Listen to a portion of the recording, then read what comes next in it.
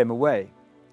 And the Afghan went away, grumbling and everything. And then again, I think part of that honor thing, seeing that they've been dishonored, just came back and basically opened fire. And I was just something that you can't anticipate, you can't really, train. But you look at the sign of people, because there's always sign. When you have an Afghan soldier, they start to be a bit withdrawn, or actually start, a bit more religious in terms of how he behaves, what he eats, and how he interacts with his peers, how he interacts with us. You feel it. They are a bit more distant. They don't want to say, good morning. They're just trying to avoid you. That the kind of signs for us that we're like, okay, we need to be mindful. And that came, unfortunately, at times at cost, because we had to reflect very quickly. So the lessons learned were very, very quick. We were very good at, and we had little booklets, on the inside of threats. What are the signs? What do you need to recognize amongst, the Afghan soldiers? But the thing is, that never stopped us to do it. It never stopped our soldiers to interact with Afghans and, and spend time with them and eat together but that's the kind of thing that you cannot really, because it's unpredictable. People are different.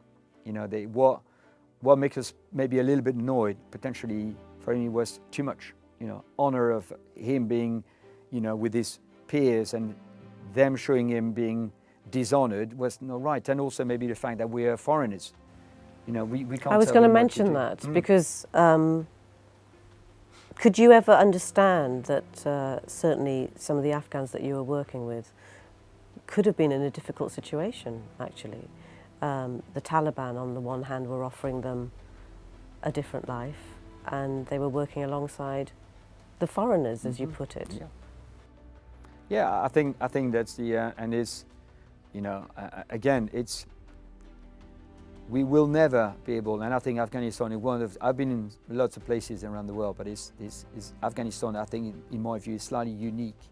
It's not a country, it's a myriad of, a mosaic of, different ethnic groups, that are very independent, that always been independent. The Pashtuns, are in Afghanistan, they are in Pakistan, they talk about Pashtunwali, and the Pashtunistan, and they are fiercely, independent, and they don't like central authorities. They don't like people to tell them what to do. And then we've seen it within villages, that even Taliban coming into villages and the villagers telling them to go away, that they are nothing to do. And so it's the difficult thing of, we were the foreigners, and we were, trying to do the good thing, but you realize that you're still a foreigner, that you are.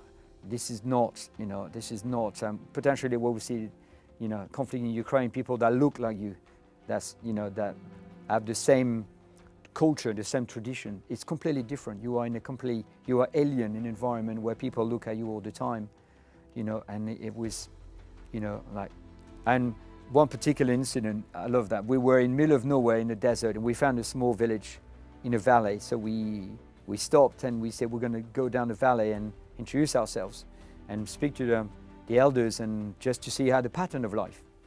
So we went down the village, and then when we arrived, obviously all the kids come, and we were all, as we were those days, helmets and everything, goggles and the whole kit, and we looked like, from another planet. And we turned up, and all the kids were coming and touching us, alien. And suddenly the elder called somebody, and the gentleman came and starting to say to us, "Ruski, Ruski," and started talking Russian. And they thought we were Russians the days of where the Soviets were in Afghanistan, because they hadn't seen any foreigner since those days. And we were trying to tell him, but obviously, no, British. And it took a while for them to understand that. And then one of them ran away and came back, and from his compound, he had a rifle that he got from his great-great-grandfather from the Anglo-Afghan War, with a Queen Victoria seal on it, and he showed us. It's like, this is the thing we have. And we were like, this is the kind of surreal environment at times. You think, it was just like, and it's, oh yeah. So he was telling us that he got that, it was passed on from generation to generation, and that was to protect, you know, the compound, you know, what the assets of the family. And he was like, yeah, you know, and we're like, my goodness me, you know, you had no idea, but this particular thing that if you were taking an auction somewhere back in London, you would make an absolute fortune. But for him, it was just, you know, something like that, and it was all engraved. We looked at it and we were past it, and we're like, this is just so.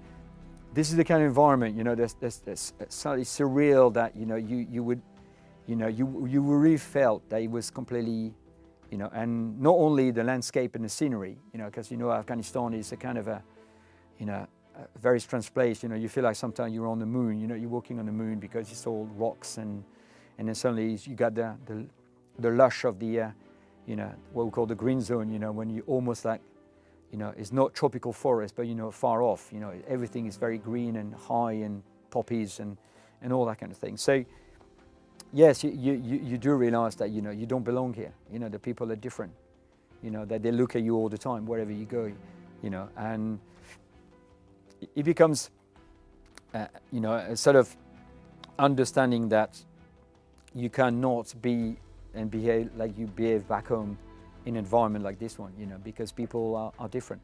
And you see it every day anyway, because they look different, they behave differently, so yeah. So I want to go to the evacuation now, because you were heavily involved with that. So the fall of Kabul happened very quickly. I remember working that day and watching it unfold over the course of August the 15th. What was your role in the evacuation? Because there was obviously a huge backlash to what happened there. But from your perspective, I think it'd be really fascinating to understand what happened in your view.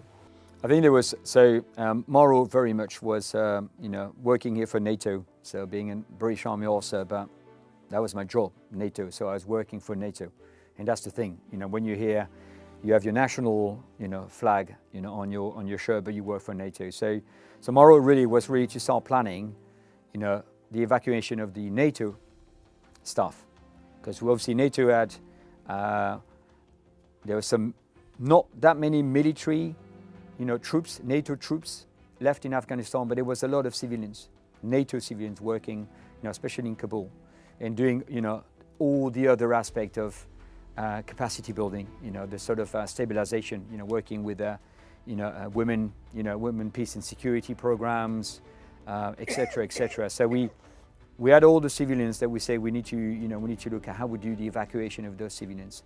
And then very quickly, it came upon us that a lot of Afghans have been working for NATO over the almost 20 years of NATO presence in Afghanistan with, you know, ISAF and Operation Resolute Support, which was more about supporting the Afghans.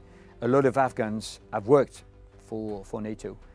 And I do not remember exactly how it came about, if it was all the allies together that decided, but we say we cannot leave them behind. Those people have worked for NATO for that many years, you know, and as you said before, they put their life, you know, in danger because they were working for the foreigners, you know, and those ones were even more, I think, in danger because they were not Afghan National Army or police, you know, they were civilians that we are working for NATO, for all the allies all over these years, being, you know, even I'm thinking the barber that we had on camp, you know, the cleaners, you know, those people, you know, faced every day potentially having the Taliban coming to their compound and ask them, you know, what do you know about, you know, the British camp here, and, you know, all the sort of thing. It probably happened, and this is why we didn't really expose them to a lot of things. But to come back to Kabul, so very much was we were starting to think, okay, we need to help those people. We know that Kabul is falling, the Taliban is coming, the Taliban will, you know, retaliate, you know, and have reprisals on people that supported, you know, for all those many years, you know, the foreign troops, NATO allies and all that. So we say we can't just, it's a moral, the right thing to do, that we need to evacuate those people. And we realized very quickly that, you know, it was not just them, you know, we can't just take them, we have to take their families as well. And then, you know, in the background of everything, it was to work out, you know, how we would do that. So, you know, the NATO civilian staff, you know, in Afghanistan were working to, you know, please, you know, they were working to identify those people.